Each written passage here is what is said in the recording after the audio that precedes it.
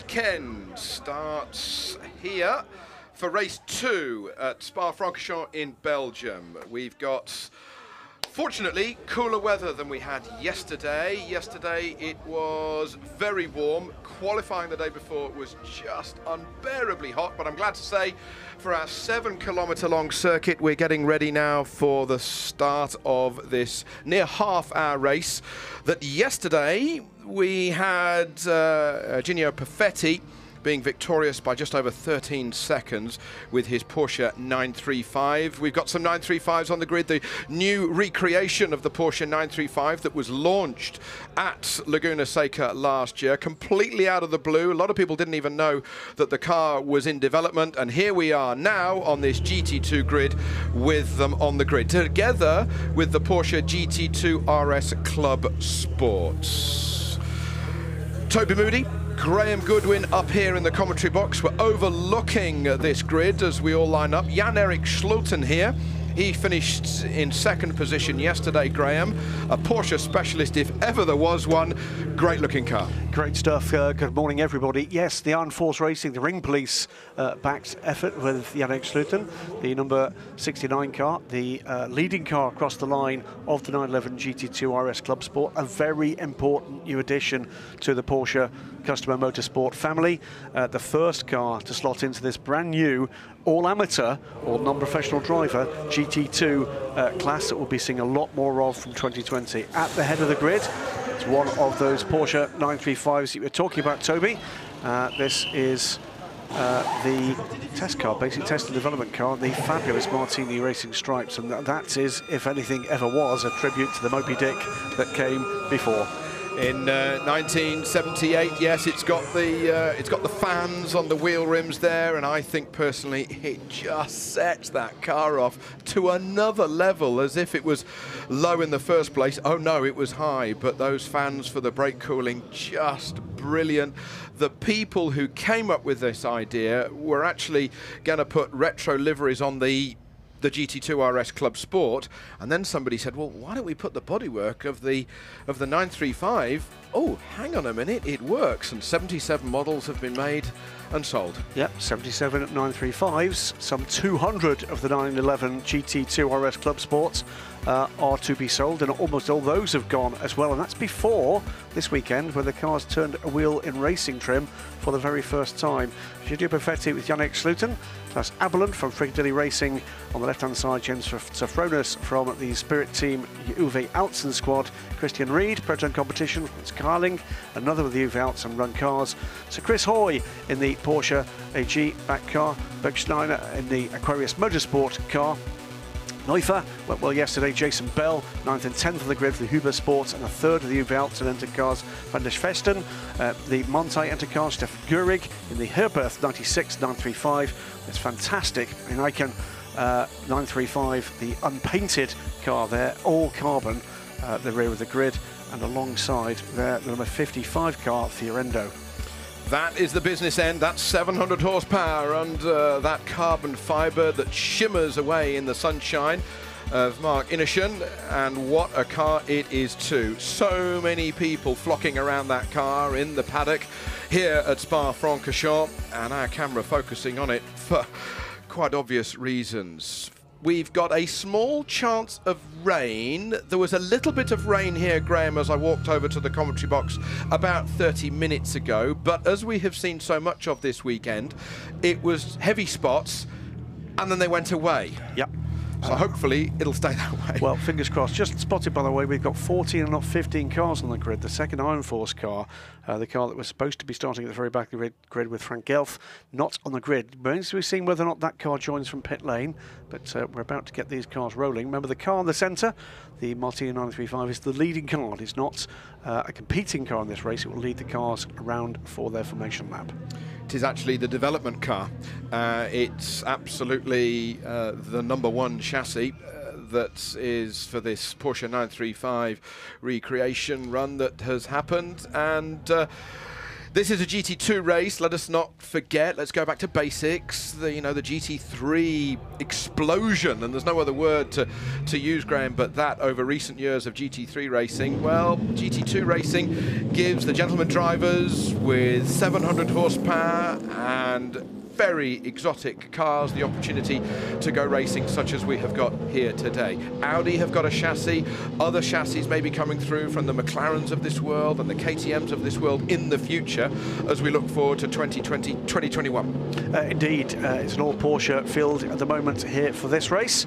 The next manufacturer due to be unveiled at the final Blancpain race of the season in Barcelona later this year. And then Stefan Goreck telling the media, the world's media gathered here for a course of the Spa 24 Hours, that potentially 3 more GT2 manufacturers to emerge next year. And this is going to be a product that rolls out in the Blancpain Sports Club here in Europe, but also Blancpain Sports Club will now roll out in both North America and in Asia as well. So GT2 could start to explode really rather quickly.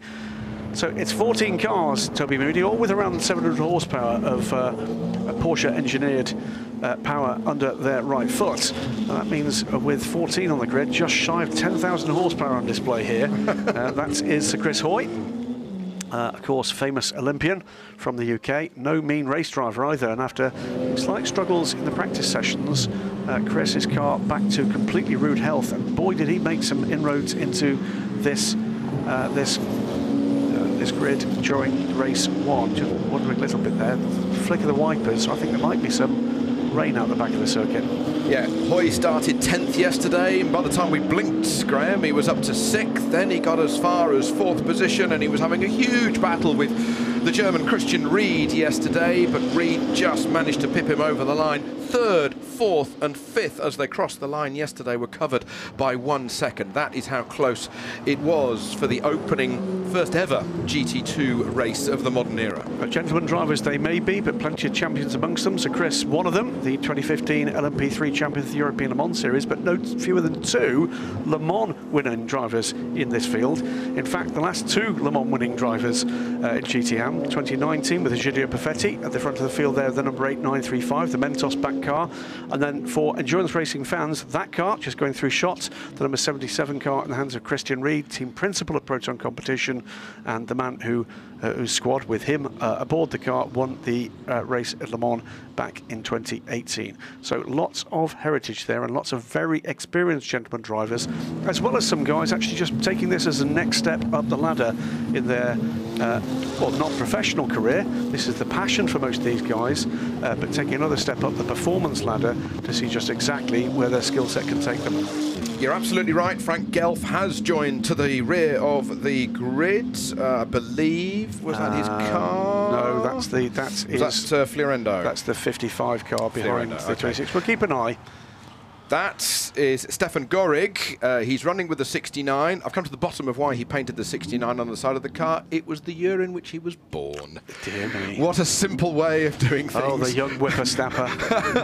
But doesn't it look so cool? We'll catch up cool with that 935 in the blue with the red livery as they come down to the bus stop to complete their formation lap around this 7-kilometre long circuit. That's just over 4.3 miles in length. This is Spa-Francorchamps, and up there with the Nordschleife, this is a GT circuit you really want to go racing on. Race 2 for the Porsche GT2 class gets underway. We've got Perfetti on the pole position with the white car with the blue stripes. It's green, it's green, it's green. Perfetti's got a lot of work to do as they charge down to the hairpin for the first time. He's got the inside line. He's going to take a very tight line. What can Slurton do around the outside? He gets bumped a little bit. He has to take to the curb and then some. He's gone so far out, he's going to have to pay to get back in as he goes down the hill, charging down the hill. Look at the run that we have got from Abelin as well with the black bonnet in second position.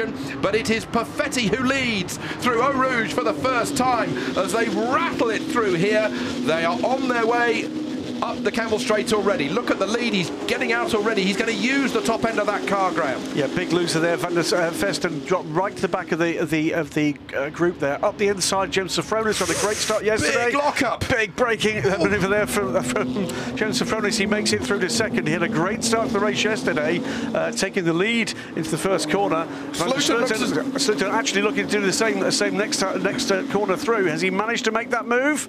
He's not. Not Stays quite. in fourth. Christian Reed going strongly in fifth. So down the hill they go around the hairpin. Sophronis, what a massive lockup. We saw a few puffs of smoke from people locking up yesterday, but that was a big lockup, and also some big black lines being left on the tarmac from Aberlin as well, as they continue to hurry the cars down the hill, keeping it on the island, letting the tyre temperature get up to full temperature. Perfetti's not running away with it, Not though. yet, but let's wait and see. He basically had to dig deep to get by Jim Sophronis yesterday. This time he's controlling the field. He's not pulled away. Jim Sophronis again repeating his form from yesterday, quick in the early parts of the race. Then he hit some kind of problem. I suspect a tyre problem for the American driver, the GMG Racing team principal, and that car branded with his team. No doubt we'll see GMG adopting this platform for their efforts in the Blancpain World Challenge North America next year, the sports club that will join that series. But 3-4 cars battling away here for second position, as Perfetti beginning to edge away. The margin's pretty slim, but he is beginning to see some clear air between himself and the charging number 14 car. Sluiten goes it. third. He makes it stick. He gets ahead of Klaus Aberlin, so there's a bit of bumping and boring between those two, but great clean racing. That's the main thing. That's what we want to see as the number 69 goes up to that third position. So from the top, it's Perfetti from Sophronis. Aberlin having a look, but that's a long way back. He's going to need a pair of binoculars if he's going to get through there, but he's got the inside line as they go down the hill. Sluiten will see him just out of his field of vision. He can't squeeze him too much against the pit wall. Nice, great, clean racing, and very experienced racers, the pair of them. Absolutely looking for the better line through a Rouge, up over Radion to fire themselves down this Kemmel Straight. Christian Reed right there behind them, waiting to see whether or not an error is going to be forced by either or, to give him an opportunity, perhaps, as they come down here. But Christian Reed not quick enough. Quick look again at the start, Toby.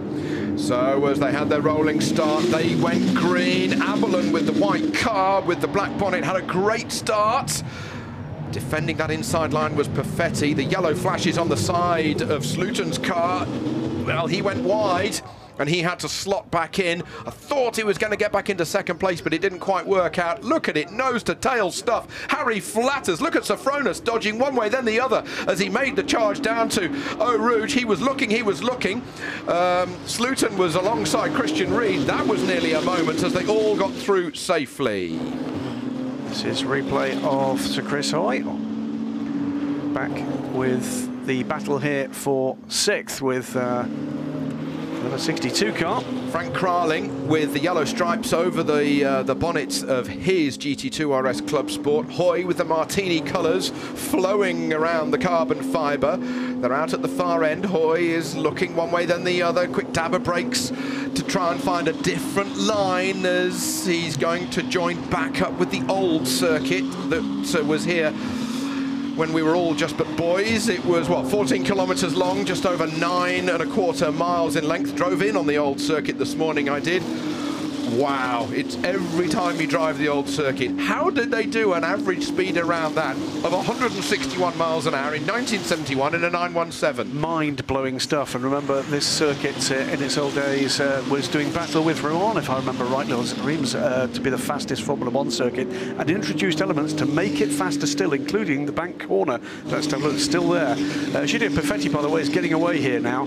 So all of a sudden he's got the hammer down. That was a 2:25. 1:37, good enough to put him on the grid, by the way, for the Spa 24 Hours, should he have chosen this as a weapon. But behind him, Sophronis and Sluiten are together. Behind them, Aberlin is right there, Reed is right there, Kraling 5 seconds back, and Chris Hoy desperate now to get by and get on to terms with these four cars battling away for second place. So Sophronis has got up to that second position ahead of Sluiten. This is the close battle that Graham was talking about, Kraling and Hoy. There's your leader.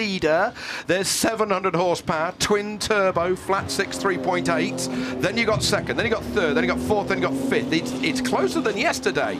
Now, Hoy is hiding behind there. A little bit of rubber or something falling off a car in front of him. I suspect rubber. There was a lot of rubber when I walked around the track last night, Graham. Great big lumps of it, sort of 5, 6 centimetres. golf ball sizes. A huge amount of racing, of course, this weekend. Not just, of course, the Spa 24 Hours, not just these GT2 class Porsches, but also the Lamborghini Super Trofeo and the French GT4 Championship too. So there's barely a quiet moment on the Spa-Francorchamps circuit. And yes, a lot of rubber around.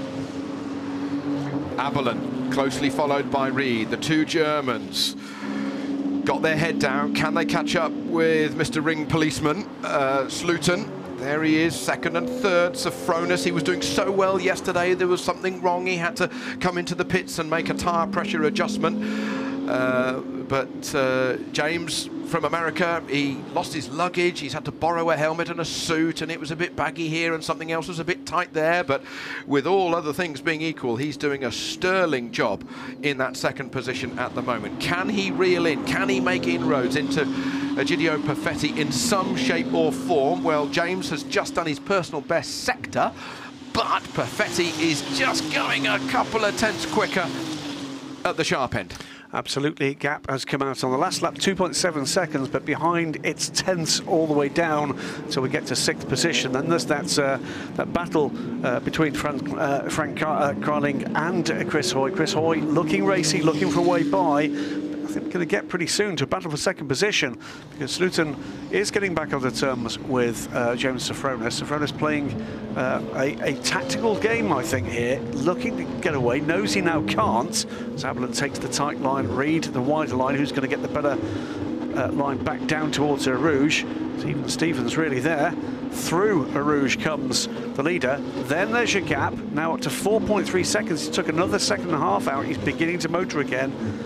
In that 935. Going through Eau Rouge, there's great big gouges in the tarmac where a lot of other cars have ground themselves out into the Belgian tar. But that gap, second to third, Graham, it's coming down. You say it's coming down, and it is. This is going to be a tremendous battle for second, third, fourth, and fifth. Sloten having a look again, Sloten having a sniff, having a bit of a taste of another step higher on the podium. Safronis is going to have to take a defensive line, and they almost touched. Going to have to do all that hard work over again. Brakes are pretty good then. They are. Well, that's the thing. A lot of the drivers have said to me is the brakes are just unbelievable. You can absolutely nail it, and the car will stop. Well, was looking for the opportunity. It just wasn't there, but it did allow him to gather the car up. This was the dive up the inside. Oh, and he just got back into the danger zone, didn't he? But managed to gather it up and did not lose the place. That's the important part for him. But now he's fallen back into the hands of Klaus Aberlin. And what can he do about Klaus Aberlin? A hugely experienced driver in all sorts of GT racing, principally in VLN with the Fricadelli Racing Team. Front runners, of course, on the Nordschleife for many, many years. So Klaus Aberlin has tried out all sorts of other racing too, and clearly this is his latest Porsche adventure. Egidio Perfetti, meanwhile, is romping away now. It's another ultimate fastest middle sector for Egidio Perfetti, second and a half quicker than the chasing pack. And, just keeping an eye as to exactly what's going on for that battle for 6th, because Chris Hoy still right there. So as another think about it moment there from Sloten. Jan-Erik thought maybe there's an opportunity into the chicane there, but not quite going to be. I sense the potential for dramas in that battle. It's got all the hallmarks of, well, what can I say? The body language of that third place car is very aggressive indeed. Wants to have the bragging rights of being across the line first in this GT2 RS Club Sports battle, the 935. For the moment, away and gone, over 6 seconds now for Egidio Perfetti. Okay, so as we are on lap 5 now for this Porsche GT2 RS Club Sport race, the air temperature 20 degrees. It was 41 here a couple of days ago. Tarmac temperature just 23. They said yesterday that the track temperature was 32. I think they were about 10 out and it was 42. It depends where it was measured from, but cleverer people than us up here in the commentary box were giving us the information. But I have to say, that will aid the tyre life. Now here is Hoy on the left-hand side. He was a demon late breaker yesterday. You could see how low the nose of the car was dipping when he was hard on the brakes, and he's having this fantastic battle with Kraling. And Kraling is keeping the 6-time Olympic gold medalist behind him at the moment. But you've got to sense that Kraling's got more work to do because he's looking through the windscreen and looking in the mirrors to see Hoy bearing down on him. Both driving beautifully. Chris Hoy looking to use every ounce of the skill he's learned in his sporting career, and latterly, of course, in his racing career. Some great results in GT and prototype machinery. And second outing for Porsche after taking the wheel of the guest car in the Porsche Super Cup in the British Grand Prix support races just a couple of weekends ago. But the mental attitude and the mental approach of Hoy will be a step up with what he's done with track cycling and the preparation that you have to have before you clip your feet into those pedals. Well, it's just like putting the crash helmet on when you're going motor racing. What a pleasure it is to see him racing here and having such a good run. Okay then, in the meantime, back with Aberlin. Aberlin is dropping Christian Reed here. Christian Reed is dropping off the back of this trio as the Safronis-Sluten pair still looking for any way. Oh, there's a screecher brakes there. That was Safronis, and wide as well. Bit of a slide there. Both made mistakes, but here's Klaus Aberlin alongside too. So he said it might get a bit interesting. How they all came through in the same order, I've absolutely no idea. But the braking zone here until La Source is going to be interesting. Yeah, all of that dancing on the tarmac, and still they are in the same order, as you say, Graham. Christian Reed, he'll be laughing his head off in there looking at the entertainment in front of him. Don't forget, Perfetti is leading this one by 8.7 seconds, but look at this, second, third, fourth, fifth, I can't say it as quick as they come into the bottom of Eau Rouge, leaning on those tires as they rattle it through the right-hander. Some slightly different lines. Look at the yellow wing of Sluten. He's surely got a better run. Safronis knows it as he's trying to stay to his right-hand side, but he's going to compromise his entry into the right-left sequence. He's trying to make him go around the outside. He might just give him enough space. No, not quite. A cigarette paper between them. But watch the two behind as well, because Christian Reed was getting alongside Klaus Aberlin as Aberlin tried to find a way alongside Sluten. Well, it was almost 4 wide into the second element there. This is unlikely to finish in the same order, I think it's fair to say, when we get to the end of this race in just under 15 minutes' time. Great entertainment from this quartet. Well, we can't take our eyes off this lot because we've had some close calls. We've had some close calls. We had a couple of spinners in the race yesterday. That's about as worse as we've had. But with the remaining 14 minutes plus a lap here for this second race, let's hope it stays that way and we just have a couple of spinners from yesterday. But look how well behaved those cars were in extremis. We had the fault under braking from Safronis. He gathered that one up. Then Sluten actually lost grip at the rear. He managed to gather that one up, and they managed to get the cars around back across the line to start the next lap in good order. Whereas, who knows, in a different car on a different day, we could have actually seen 2 cars off the track there. These are very well behaved race cars indeed. Good skills too from these 4. So one of the marvellous things about non-professional racers is from time to time they do make the odd error. And Harry flatters towards Blanchimont, building speed 270, 275 kilometres an hour. That's about 165, 170 miles an hour from these. Christian Reed up the inside of Klaus Aberlin. That makes it stick. And that looked always to be happening as they came through the last element of this track. Finish this lap. This will be the end of their 6th lap. So Christian Reed now up into 4th place overall.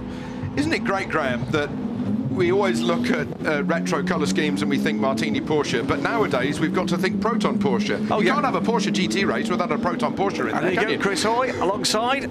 Bit of a squirrel under brakes there. Has the better liner coming through. He's going to get this place. And he does.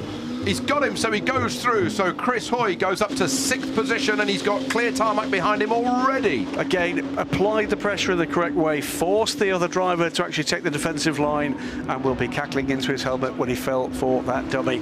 Excellent stuff from Chris Hoy. Excellent battle as he goes way, way wide as they come up through Radion. And now the perfect racing driver scenario. 700 horsepower of Porsche and a clear track in front of you. Well, let's wait and see. There was 11.7 seconds for Chris Hoy of a gap to get back onto terms with the cars behind. Behind, by the way, great battling. Another change there. There was a 55 car going ahead of the 5. That's Philip Neufer, sorry, ceding a position to Vincent Fiorendo. Yeah, the Filipino driver just getting ahead, Philip Neufer in the light blue car. There was Max Inishen with the unpainted carbon fibre 935. He's a little bit further back. In front of this lot is Stefan Goreck. He's in the retro liveried blue 935. You can just see it in front of the Martini car. It is that sort of retro blue with red stripes down the side. It looks fantastic. But in the meantime, there is Philip Neufer. Neufer having a good run. Here is Stefan Goreck. And he's beginning to make inroads, by the way, into Franz Kraling ahead, dropping back now from Chris Hoy pretty rapidly after that overtake into La Source. Goreck, he's part of the Carrera slot car company, so he makes little cars for a living, and he enjoys the big cars at the weekend, and he's used a retro colour scheme that was going to be part of a slot car livery to put on a real car. Meanwhile, I'm back with 2nd, 3rd, 4th. Look at this, it's still close. Watch Christian Reed here, watch Christian Reed. Compromise lines to the 2 cars ahead. He's going to look to go wide here, see whether or not he can profit from perhaps the over-exuberance of others. Sluton's got the good run though with the yellow wing, but he's got nowhere to go. It's just full of car in front of him, and it's full of James Safronis, who's going to go wide. Christian Reed doesn't know where to go. Safronis goes to the left-hand side with the chrome blue car, and it's all changed. Sluton has got 2nd position, and it's Safronis who loses everything and goes from 2nd all the way now down to 4th. So Safronis 2nd and 4th, up into 2nd place there for Sluton, with Christian Reed rather hampered by the cars, getting in a bit of a mess ahead of them. Klaus Abelin took full advantage. He's up to 3rd. Now he's got Safronis looking to get the run down the Kemmel Straight on Christian Reed. Goes the inside, goes to the outside. 1 move, 2 moves, maybe. Let's wait and see. Yeah, back down to 5th. Apologies, not 4th, but he's certainly got the speed. He knows he's got the speed. He's looking, he's badgering, he's pushing. Was there a little bit of an understeer moment there as he was caught in the wake of Christian Reed's car in front of him? He's squirreling under the brakes. Is he in trouble? He hasn't got a tyre problem, I doubt it, because I mentioned that the track temperature was so much cooler here today over yesterday. That may well be beneficial for their tyres rather than the problems that they had yesterday. Here's the replay. Was the contact there? I think there was light contact there from the Ring Police car on the rear of the GMG car. Then they got themselves. You watch again. Yes. It was single contact, under braking. Christian Reed there was looking for his opportunity, goes to the outside there, watches these 2 tussling away, looking for who's going to get to the apex of the source first. Watch the 2 cars though to the right-hand side, because they come into this as these 2 work their tussle out to the outside. And braking himself goes James Safronis. Klaus Abelin, meanwhile, just watched it all open up in front of him and says, thank you very much, I'll take those 2 places. And Safronis had to go way over to the left-hand side of that green marker because it's fake grass, it's plastic grass, so he had to go wide, and that's really the penalty. 2nd, 3rd, 4th, 5th on screen at the moment. But Safronis looks like he's dropping back from this group. Christian Reed, though, is not done yet with Klaus Abelin. Proton man looking to get back onto terms again with the Fricadelli team principal. So 2 team principals here. 3 if you count Safronis. Now then, let's catch up with what's going on with Sir Chris Hoy. There he is, and there is Kraling, and look at Stefan Goreck. Goreck has made up 5 seconds to Kraling in front of him, and he's really got hand in glove with the car that he'd never driven until this weekend here at Spa-Francorchamps. And Goreck, he lives lives down south in Germany, hails from the Netherlands, but he is on fire with his speed and with the whip. When you get in the groove, Graham, in anything in life, it's not easy. It's just so much less difficult. It's a short race meeting for these guys. They've had not a lot of track time, and they're growing in confidence with the car underneath them. Once they've realised what they can trust it to do, then you'll see them lean. That's why, particularly with the gentleman drivers, as you come through a race meeting, you'll still be seeing improved lap times, improved sector times, better raceability with these cars. It's a brand new car for all of them. None of them will have raced them before because they've never been raced before. But this is another great battle. Looks to me as if he's tracking something at the rear there, that car. Yeah, I noticed that. Maybe there's been a little bit of contact or something, or he's picked up something, or there's been a little bollard from a trackside marker that has been collected. Who knows? But the Carrera slot car, the one before and after the race, then the difference in the rear of the car, collector's edition maybe. It's a black and white flag meanwhile to car 30. That is Klaus Abelin. Track limits at turn 17, and the same for number 6. That is Chris Hoy. This battle on screen, 7th and 8th position, Kraling and Goreck. The GT2 Club Sports leading with the green stripes down the centre of it, the 935. It looks so menacing, doesn't it? Those sort of satin black wheels set it off so well. The lights that are set into the rear wing end plates are similar to the lights that were used on the Porsche 919 Hybrid, the LMP1 car. Absolutely. So there's a little bit of carryover that the GT division has used in these chassis here. Well, we're going to see a lot of these cars out, whether or not they're going to be racing or displayed or just collectors enjoying them for track days and the like in retro liveries. That's not an authentic retro livery, but it looks as good as any that are. Fabulous look to that car. We said yesterday, very kind of reminiscent of the Richard Petty STP liveries in NASCAR back in the day, but it just suits that body shape very, very well indeed. Other liveries that they're going to be doing, the Golf livery, the Momo red and yellow, the Sachs white and light blue, the turquoise hue to the Valiant, the heating company, then the Salzburg car, the 1970 Porsche 917, Daytona winner from 81, black with the orange stripe, and the JPS black and gold. James Sofronis, by the way, ahead of this group, has picked back up his pace. He's still with this group of 4. Sluten getting away. Here's Christian Reed looking to the outside of Klaus Abelin. Not sure there's a way through there. He's going to get the cut back. Not really space with 5 minutes left to go in this race. Not really space for Christian to find a way through. Sofronis hanging on in there, but I'm afraid they've got a gap on him now. It's going to be a long haul back if he's going to be anywhere close to a podium position. From the highest point of the circuit, now they start their plunge downhill. A little bit of understeer will be kicking in there as they go through the right-handed hairpin, then through the left as they build speed out of Puan. In the meantime, Max Inishen with the unpainted carbon 935 looking to see if he can get ahead of Jason Bell. Yeah, our second American driver in the field. Another GMG branded car. Another car handled by Uwe Altson's operation. What a fabulous looking thing that is, the unpainted, polished carbon. Are we in Gotham City? It's fantastic, isn't it? Isn't it so cool? But, have we got Batman in the races under a pseudonym? Who knows? But no, it's quite something, isn't it? Quite something. It's a marvellous looking thing. And we'll only get quicker. You know, he'll learn more and more about this new platform for himself. Jason Bell ahead, experienced gentleman racer from the US, with a good-looking livery on that car, the number 2. There, though, is Egidio Perfetti. Let's not forget he's there in the race. He is 12 seconds to the good. Now, there's the gap. Sluten is, at the moment, catching a little Egidio Perfetti, but I think Egidio is very much in management mode here. Knows he's got the full length of the pit straight ahead of the second place man. Well, he may be running with the Mentos Racing colour scheme down the side of the car, but the overalls that he was wearing last night were retro overalls, Brooklyn Chewing Gum Company. Were they? So very him. Schechter-esque, well, of course, in a roundabout way, because that's a company that has been owned in the family for some years. Well, but that's maybe fantastic. He's wearing those overalls when he gets out. We'll have to find out. Well, that would be fantastic. It's very cool. Yeah, family-owned confectionery company, Chupa Chups and Mentos. They're amongst the brands that many people would recognise, but behind him, not so much sweetness and lights, still battling away. They are not messing about, these guys, are they?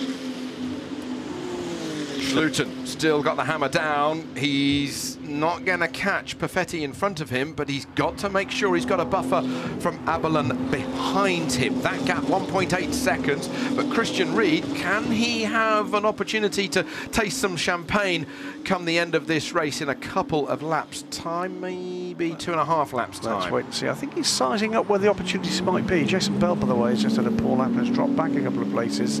So I think there might have been a bit of a moment for the man, the number 2, 911 GT2 RS Club Sport. Max Edition up into 12th position now. Here's a replay. What have we had? Oh, we've had a spinner. That was Jason Bell in the bus stop as he was trying to defend from Max Edition. Oh, that's unfortunate for the American. Gather these back up. He will get back on track and finish this race.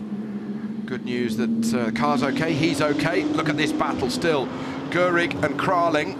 Goreck lights on. Well, good opportunity really to see the relative strengths and weaknesses of the two different aero packages on these cars. It's very subtle indeed on the 911 GT2 RS Club Sport. It's anything other than subtle on the 935. Kind of retro look to this car. One way then the other, different lines from the two different cars, the two different drivers. Is there that opportunity to get ahead? He's got a couple of laps to go. It's the hunted and the hunting as they come around to now really build the speed. Up the gearbox. Right in the toe towards Blanchimont. Harry flatters through the left-hander, building speed, 270 kilometers an hour. Quick dab of the brakes, bit of a confidence dab, but now back on the power as they charge down towards the bus stop.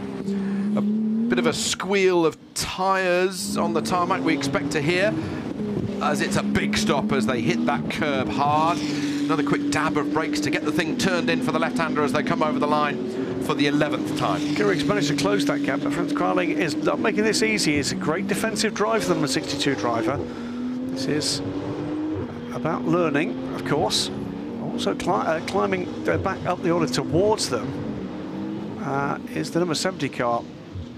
Okay, then back with this battle for third position. Third and fourth we've got on screen Abelin and Ried. Ried with the light blue rear end to that Proton Porsche.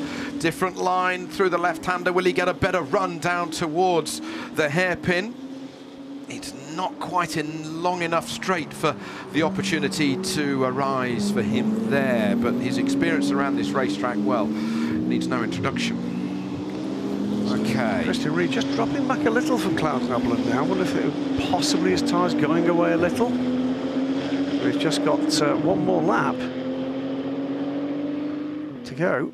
And that is one of the two battles that looks most likely to change a significant position. Here's the other, the 96 car. Don't be fooled by the 69 on the side. It's the 96 car, the 935 behind, is having another crack here. It's Frank Kraling. It's gone ominously dark here at Spa-Francorchamps. That's why those lights seem to have got brighter on the television screen. The trickery of modern camera technology and TV electronics mean that it looks lighter on the TV screen than it actually is here. As I look out of the window, is that Abelin? I think Ried's ahead. I think Ried's ahead. Yeah, Abelin is slowing. Abelin is slowing. Now he's got the wipers on. Have I just said, the commentator's curse, that it's going to rain? Well, I just spotted a change on the timing screen that indicated that Christian Ried had taken that third position, and then we've seen Klaus Abelin just recovering a little bit of pace. There is Ried. It is raining. It is raining. Because I can look out of our window here on the start-finish line, Graham, but that means absolutely nothing because we're at Spa, and it could be raining 200 yards away. Yeah, looking over to the left, and this is Christian Ried, comes through now to complete the lap in third position. We watch behind James Safronis scrabbling for grip as he comes to the bus stop, and Klaus Abelin now back in fifth position, lost those two positions in a single lap. Meantime, coming into the bus stop for their penultimate time, this battle for 7th and 8th position. They are behind Sir Chris Hoy to the tune of about half that length of the straight. In real time, it is about 6 seconds. the chasing group behind this are going to run out of time, I feel, unless the weather doles out another set of cards. There you go, is the other Martini livery car comes through. The number 70 car, 9th position for Bernsteiner, not Bergmeister, but up through Rouge they come, and he's closing on them, you know. Okay, let's have a look at these splits for Gidio Perfetti. He's taking it steady. He's still on slicks, remember. He's staying off the racing line. There's a bit of rubber there and just a little bit of water on top of that rubber. With these kind of speeds could mean that you understeer or have a bit of a moment. There is traction control in these cars. There's 12 different settings of traction control, but you still can go off. There's still a point at which physics will take over. You cannot cheat it. Up go the umbrellas. So he's got to keep that 13-second lead. You can hear the engine note. It's just a half an octave down from what we have been used to. He'll be being told exactly where things actually stand. He's just measuring this pace back through to take the checkered flag. Just looking to see where the car behind him is. It's the final lap. Couple more corners to go now as he comes up towards Blanchimont. Now we can click it into top gear. He's got all the time in the world, relatively speaking, but when you're in the car, your mind is racing, it's turning over. Don't go off, don't go off, try not and tense up. But just now, the bus stop to go. 8 seconds slow in that middle sector with the rain coming. But here he comes, Egidio Perfetti, Project 1 Motorsport in the FIWC. Mentos Racing here in the Porsche GT2 Supersportscar Race 2. And after being victorious in race 1, he has won race 2. Egidio Perfetti dominates here at Spa with his Porsche 935. Look at this battle. Look at this battle for third position. Christian Ried having James Safronis all over the back of him. Safronis might have a great drive out of this. They almost touch. Nothing between them, but it is the German who crosses the line in third position, just behind Jan-Erik Sluten. Safronis, what a great last lap from the American. Only a 10th of a second he was back in 4th position. Klaus Abelin comes over the line in 5th place. And here is Sir Chris Hoy. He drove here from the UK in a Porsche GT2 RS, and he's raced a Porsche GT2 RS Club Sport around Spa with 700 horsepower. I take my hat off. That is not an easy job to do. Here is Kraling coming over the line with Stefan Goreck. Kraling managed to stay ahead in 7th position. Goreck got 8th. Philip Neufer coming over the line there with the blue car. He is 9th. And who's going to get 10th? It is going to be Bernsteiner from Florendo. That all changed at the end as well. Bernsteiner dropped back behind Neufer on that final lap as the rain began to play a part. But that had plenty to give, didn't it? In a sprint race with these fabulous cars. Egidio Perfetti, faultless again. You'd expect that from a man who's been doing as much racing at the level that Egidio has been doing. But that shows the level that these guys have got to aspire to as gentleman drivers, because that's exactly what he is. He's a gentleman driver. Looks to see whether or not there's... no damage. I don't think I hit anything, is what Egidio's saying there. But he'll be utterly delighted with that. And that's one of the latest 935s that has come off the production line. It is absolutely brand fire new, and he sees that Christian Ried has got 3rd position. So, he says, that was hard work. Great run again from Jan-Erik Sluten. It was a great run from all of them in this Porsche GT2 Super Sports Car Weekend. What's the winner got to say? Guido, total domination from you this weekend. What a fantastic races you've had. Yeah, no, it's been very exciting. I mean, I'm very pleased, and I worked great. I did a better job at the start, and then I just kept my head down, kept pushing, and tried to develop a bit of a gap. Later on, I pulled off a bit because I knew the rain might have come, so I wanted to save the tires and so on. But yeah, I'm pleased with the result. 2 wins in 1 weekend. You cannot really ask for more. I think your gap was about 12 seconds in the end. Well, yeah, well, I did lift up, but only a little. So no, I think the car was very well set up. I think we gave away a bit of performance just to be safe on the wet, and it paid out. Congratulations, stunning weekend. Thank you very much. Thank you. Well, job done, isn't it? It's a 100% record. Absolutely. It is now pouring down here, so they got the just didn't quite get the worst of the weather, Toby. But it was Egidio Perfetti who had the best run. He won by 13 seconds in race 1, nearly 15 seconds in race 2, ahead of Schluchten and Reed. Safronis, what a close run it was for him to get on the podium ahead of Abelen. Chris Hoy in 6th position. Kraling and Goreck, what a great battle they had. Neufert was ahead of Bernsteiner, Florendo, and Ineschen did get ahead of Luc van der Viesten towards the end of the race. Jason Bell had that little spin towards the end, and unfortunately Frank Gelf not quite making the grid today, but he'll be back out soon with his GT2 RS Club Sports. Those are going to be some of the names that we'll see racing these cars. These cars are going to become very familiar indeed to fans and followers of GT racing worldwide, with a new ladder being developed by SRO for this brand new GT2 class for the GT2 gentlemen drivers that want to drive the very fastest machine available to them. The race got underway with Perfetti on the pole position with the white Mentos car. Great start from Abelen, but he was boxed a little. Perfetti had the inside line. Jan-Erik Schluchten with the yellow flashes. He had an even better start, but he just got bumped a little bit wide. He had to go wide over the AstroTurf, and by the time he tucked back in, he'd lost a little bit of an advantage, but look how close it was. Safronis in 3rd position with the red flashes, and the red rear wing was looking one way then the other. It was going to be a brave move if he could get through there, but he was committed. They all rushed through Eau Rouge on the first lap safely. Everybody got through. Then Safronis was back up into 2nd position. There was nearly a huge moment with Schluchten touching the back of the American's blue GT2 RS Club Sport, but he got away with it. Then there was ongoing, never-ending battles as they were hard on the brakes into the final chicane. Safronis, though, managed to stay ahead and hold that 2nd position.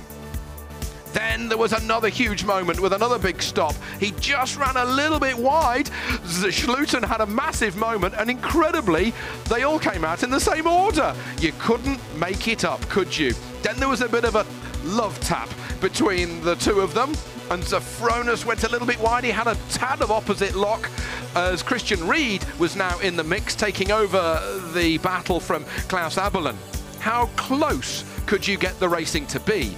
Safronis had a tight line into the right-hander at La Source, but was that going to pay dividends when he was on the AstroTurf? No, it wasn't, and he went from 2nd to 5th. In the meantime, Egidio Perfetti had the pole position. He led on lap 1, he led at the checkered flag, and he was victorious by nearly 15 seconds. As they all come towards the podium here at Spa-Francorchamps for their 2nd podium of the weekend. Perfetti, Schluchten and Reed.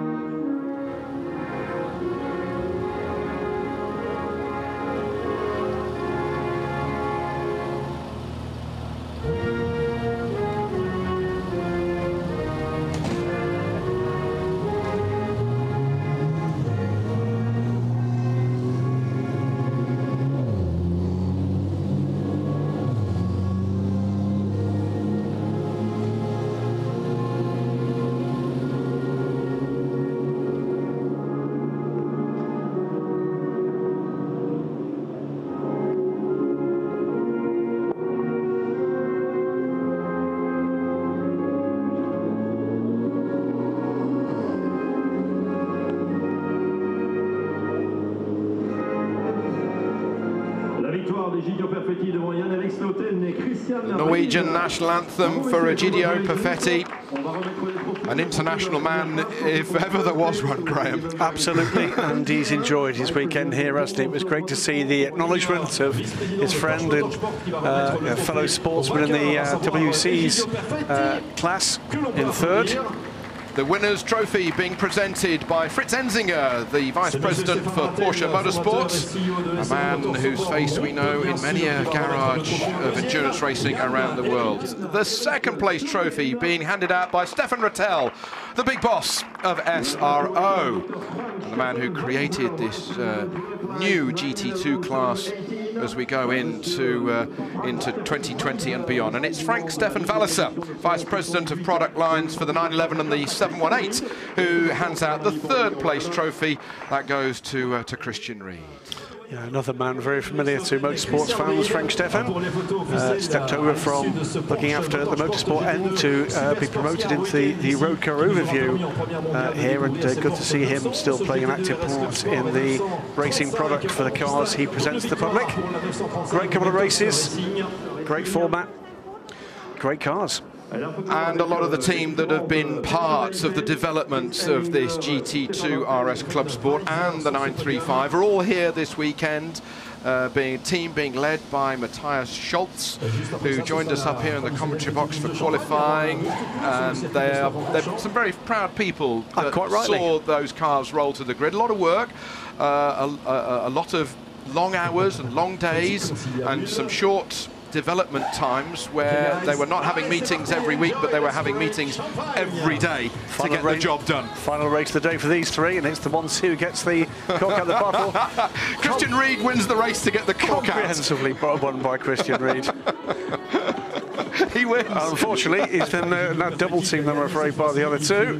But great stuff from all three. Great stuff from all three. And now that gives us another glimpse into the future of GT2 racing. GT3 racing going from strength to strength, as we know, around the globe. But GT2 racing will be parts of the future. So thank you all for joining us. Thank you, Graham Goodwin from Daily Sports Car. Thank you so much. In the meantime, that has been our Porsche Motorsport GT2 Super Sports Car Weekend here from Spa-Francorchamps in 2019.